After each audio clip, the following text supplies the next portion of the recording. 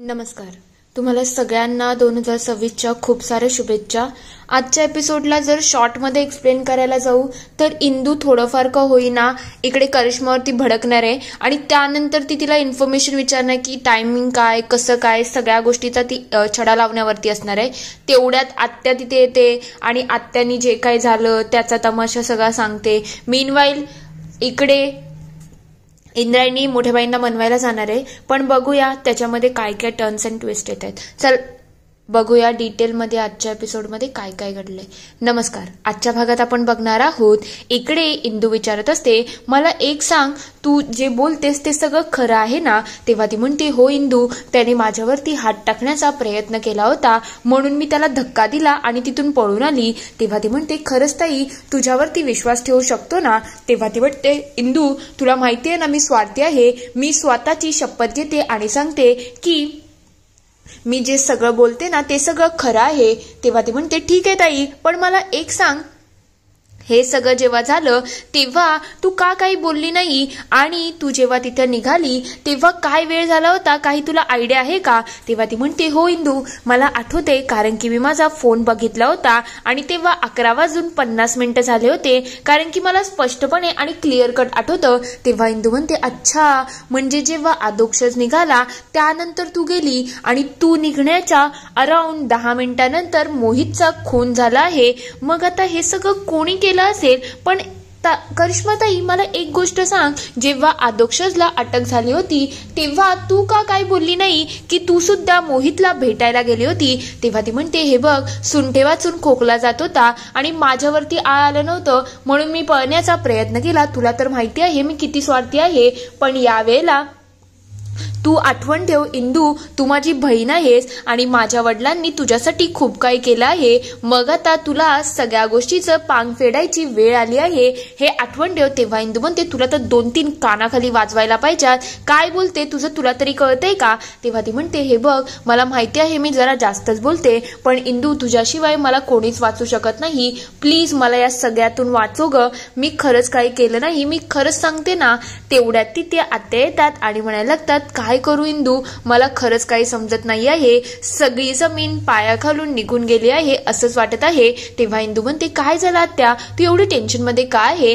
तेव्हा ते म्हणतात, मला इंदू तुझी मदतीची गरज आहे, खूप मोठा प्रॉब्लेम झाला आहे. तेव्हा इंदू विचारते, काय झालंय, तुम्ही जे काय असेल ते मला सविस्तर सांगा. आत्या लगेच तिला सगळ्या गोष्टी एक्सप्लेन करायला लागतात. दुसरीकडे मोठ्या बाई म्हणत असतात, हे बघ, जर तू तुझ्या बहिणीची वकिली करायला आली असशील ना तर आत्ताच्या आत्ता चालती हो. मला तुझ्या बहिणीची बिलकुल वकिली ऐकायची नाही आहे आणि तुला मी स्पष्टपणे सांगते, ती आणि तुझी आत्या आता या घरामध्ये राहणार नाही. तेव्हा इंदू म्हणते, मोठ्या बाई समजून घ्या ना, आता ताई जवान आहे आणि इथे आत्तोबा सुद्धा नाही आहेत, त्या कुठे जातील आणि कोणाकडे राहतील? तेव्हा ते म्हणतात, हे बघ, ते माझं लुकआउट नाही आहे, ते कुठे जातील आणि काय करतील, पण माझं स्पष्ट मत आहे, ती इथे आता पुढे राहणार नाही. तिने माझ्या रायाच्या गळ्यावरती चाकू ठेवला होता, मग तिला मी माफ करणार नाही. आणि जर तुला एवढाच तिचा पुळका असेल ना तर तू एक काम कर, तुला ठेवत आहे ना कारण की तू आदोक्षजची बायको आहे. जर तुलाही राहायचं नसेल ना, तू सुद्धा त्यांच्याबरोबर सामान बांध आणि निघून जा.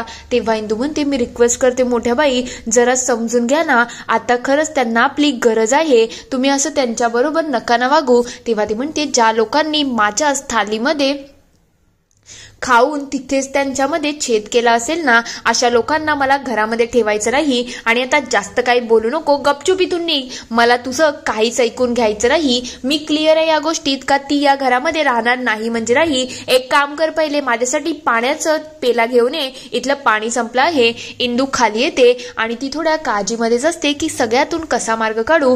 तेवढ्या श्रीकला तिच्या समोर येते आणि म्हणायला लागते, काय ग राखणदार ताई, काय झालं, तुम्ही राखण व्यवस्थित करत नाही वाटतं, म्हणजे तुम्ही झोपा काढताय. म्हणून तर पहिले तुमच्या नवऱ्याला अटक झालं आणि त्या मोहितचा खून सुद्धा झाला ना, पण आता त्या मोहितच्या खुनाच्या आरोपामध्ये तुमच्या नवऱ्याच्या नंतर तुमच्या बहिणीला अटक केलं आहे.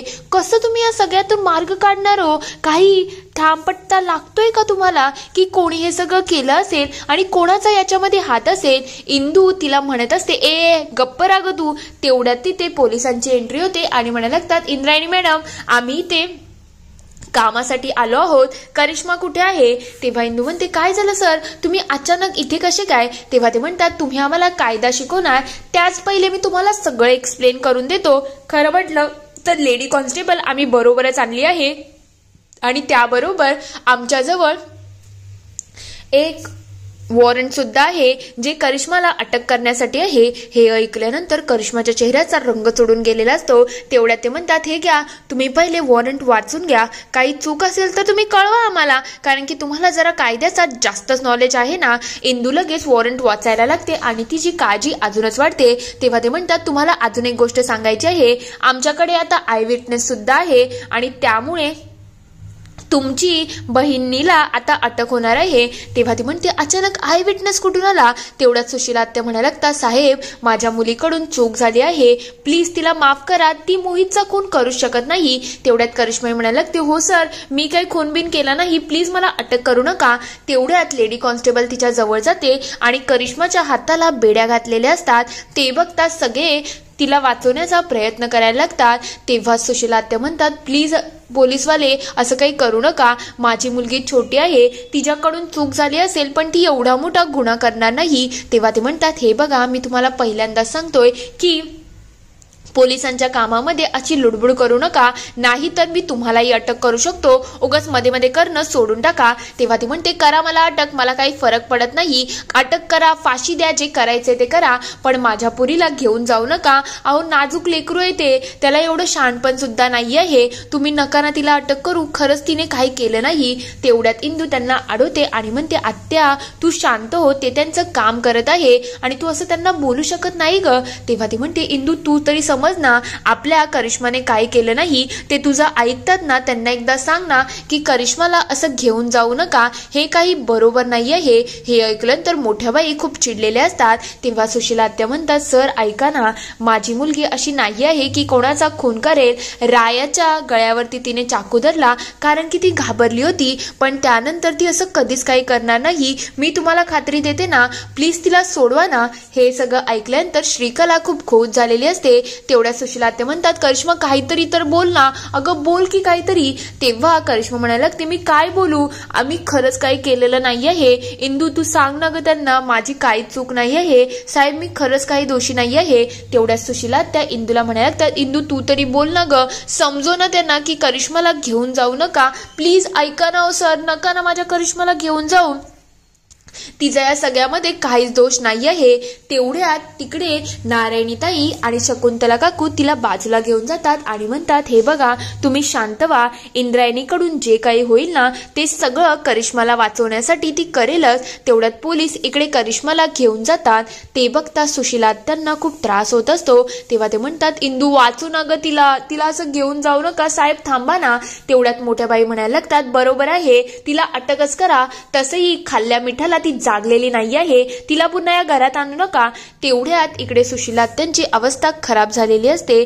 ते बघता नारायणीताई म्हणायला लागतात सुशीला त्या तुम्ही काळजी करू नका, जर ती निर्दोष असेल ना तर ती नक्कीच सुटून येईल. तेव्हा ते म्हणतात ती निर्दोष असेल म्हणजे ती निर्दोषच आहे, तिने काहीच केलेलं नाही. मोठ्या बाई म्हणतात ए बस करा तमाशे, हे सगळे तमाशे आता मला बघायचे नाही आहेत. मोठ्या बाई चिडून तिथून निघून जातात. इंदू लगेच बाहेर येते आणि इकडे सांगायला लागते हे बघ करिश्माताई, ही गोष्ट धीर धरायची आहे, धीर सोडायची नाही, धीराने वाग, तू निर्दोष आहे तुला माहिती आहे ना, मग घाबरू नको, मी आहे तुझ्या बाजूने. तेव्हा ते लगेच करिश्माला तिथून घेऊन जातात. इंदूचाही कॉन्फिडन्स थोडा डळमळलेला असतो.